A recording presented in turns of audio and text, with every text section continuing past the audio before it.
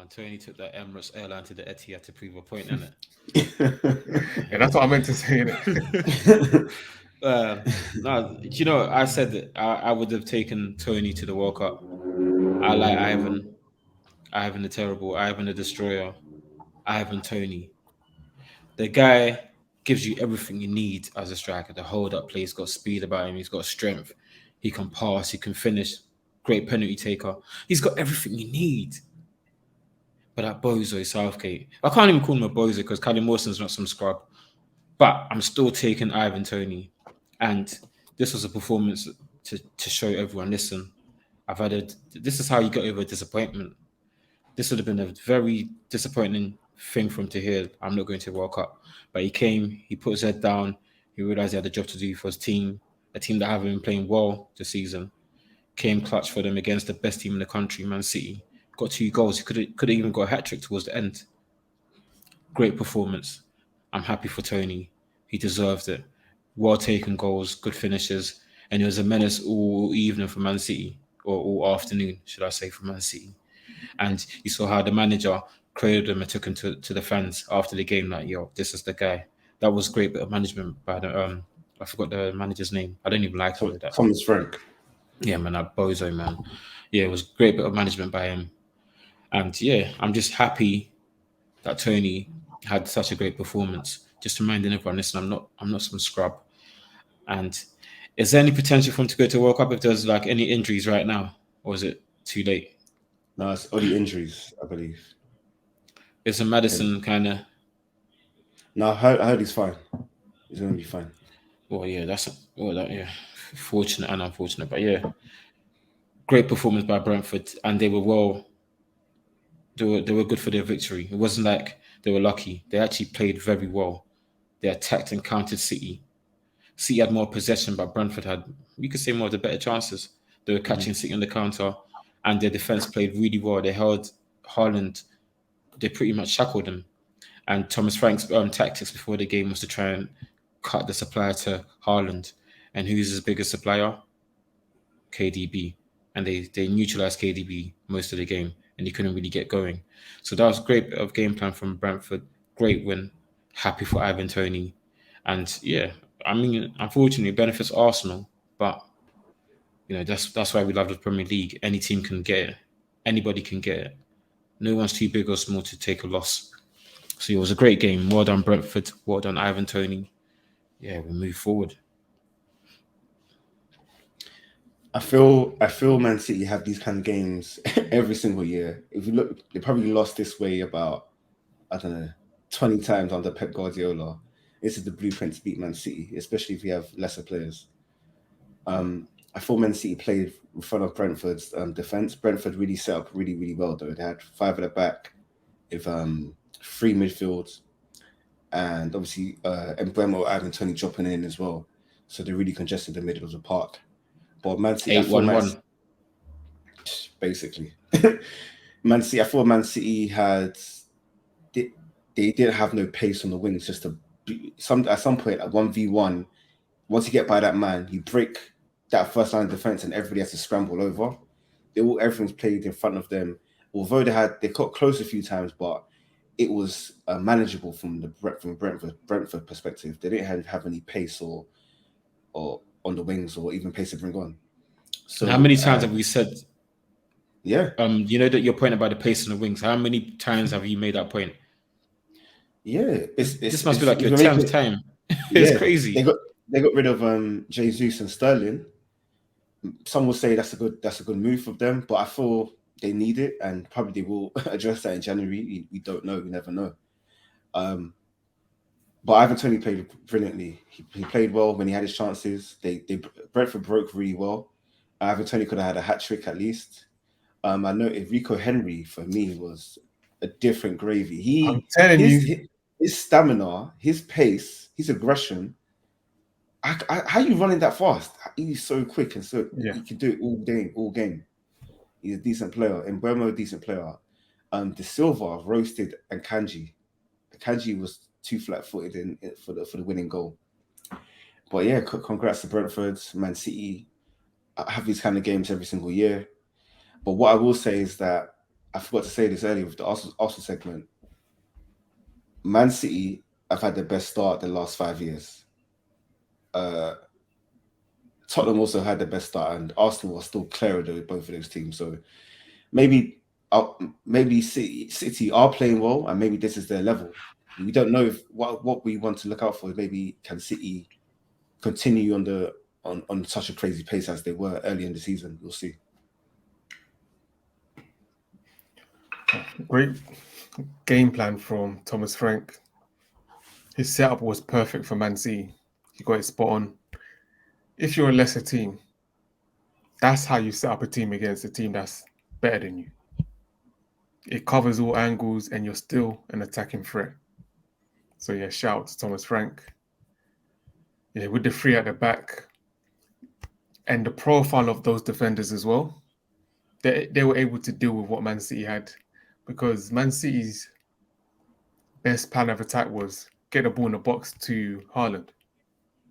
So Man City found themselves spamming a lot of crosses from KDB into the box looking for Haaland. But those defenders, those centre-backs, Ben Mee, Pinnock and Jorgensen, they're all tall, physical defenders. So they deal with the balls in the box all day. So that's one of the reasons why Haaland wasn't really prospering. Another reason was the wings. Like, yeah, you've both mentioned, we mentioned it so many times. Man City's lack of pace in the wings came back to haunt them today. I saw there was times where Cancelo was on the wing. If there was an outside runner, it would have been able to stretch the defense, but everything was so compact and narrow because there was no threat out wide. There was no need for the wing back or the centre backs to be drawn out wide. So everything was easy for them, pretty much. Man City didn't have any clear-cut chances that I can really think of. Gundo had one, but yeah, he couldn't put it away. And yeah, Brentford's midfield, they were working hard, battling all game, and breaking on the counter as well. And then yeah, those two up top, pace, power, a bit of guile. Yeah, they were threat all game. Boemo, he done well. But Tony, he played like a true number 9. He was able to link up the play. He was a threat on goal himself. He could have had 3 or 4. Got 2, which is excellent at the Etihad. Yeah, he was doing it all. So shout out to Tony. Yeah, shout out some of the critics. He made a statement. He definitely made a statement. So yeah, shout out to him. Oh yeah, Man City, they desperately need a winger. They desperately need one. They're missing. Imagine if they had a Sane. If they had a Sane, the game would not have turned out how it would. So yeah, they need a winger. Hopefully they don't get one. Fam, they might go get the Napoli guy, Cavradonna. I think he will stay at Napoli this season. Next season, I don't know where he'll be, but I think this season he'll stay in Italy. Yeah, regardless of who City sign, they're most likely going to be good anyway. So it's a problem because City make good signings. Yeah, but one more thing, shout out to Rico Henry. Like you said, SB, bombing up and down that left side all game. He was good defensively as well. He held it down. Yeah, he was very impressive. Keep performing like that, he'll jump in the England squad. Definitely. I don't think so. It's politics with England squad. It's true. Get a move to a big 6 team, then you jump in the England squad. Yeah. But yeah, he was one of their best players. He played well. I think Pep got it wrong in terms of the way his subs. I think, I'm not his biggest fan, but I think Jack Grealish should have been brought on to add some width. But he didn't. He put Julian Alvarez on to play in the middle to make it even more congested, which didn't make sense to me. But yeah, Man City, they're not panicking. They're experienced. They've been here before. They will probably add in January. I still have them as favourites to win the league because they've been there, done it, and they got that killer up front as well. What I will say about Man City, I don't think they're invincible. I'm saying this now, but away from home, they haven't played that well, and they just lost to Brentford at home. So, although these things can happen, but I just don't think they're as invincible as they look to be, especially early on. Yeah, Maybe it's early to say, but that's just my thoughts. It's true. It's true. Like the defense can be quite out. Yeah. Cancelo is not really like a proper defender. Akanji, he looks like he looks good, but I think when the pressure's really on him, I think his true level will show. It's just that Man City not really tested like that. That's the thing, yeah. But when you saw, like you said, with Josh De Silva, that was poor positioning from him. He caught, like you said, he got caught flat on his feet. And even for Dortmund, I didn't rate him as a top defender. So yeah, there's something to that. Their defense can be quite. And if they keep doing this, what Haaland and Inshallah is not. That's not going to work every single time. It gets predictable, and especially if you play three at the back with centre backs that are physical and are good aerially. I think you can stop Haaland. You can slow him down. Yeah, I do too. I think with what I've kind of seen with Pep here, he doesn't really prosper with a proper number 9. I say that because remember when he got rid of Etu and brought in Ibra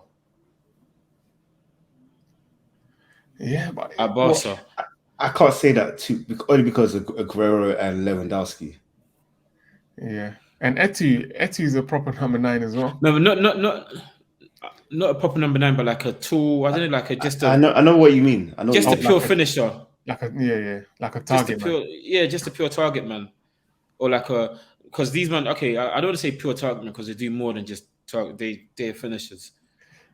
But you They won't don't find really get Haaland involved like with other phases of the play.